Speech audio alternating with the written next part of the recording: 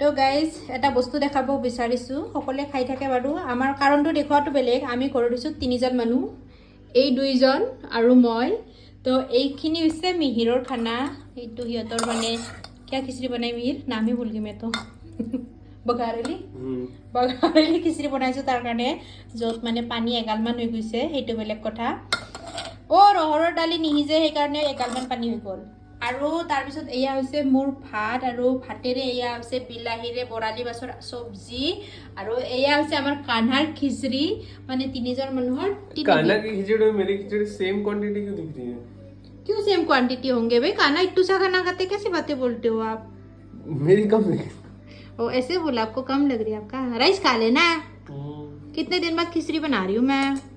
মানে গুনে না বাখানে আৰু এইফালে চাওকচোন মিহিৰৰ গাল आपका গাল দিখা দো উচিত কা এইফালে চাওকচোন পুতেকে টেটু বনাই আছে আগৰ টেটুৰ এইটো এটা দাগ বহি গৈছে এয়া আজি এটা নতুন টেটু দিছে মোক নিদিয়ে অকল মিহিৰক দিয়ে মৰমতে না কানা না আৰু মিহিৰে পুৰা গলত এখন ৰুমাল বান্ধি ঘূৰি আছে হিৰো নহয় মানে ডিঙিৰ বিষ হৈছে সেইকাৰণে ভিক্স লগাই লৈছে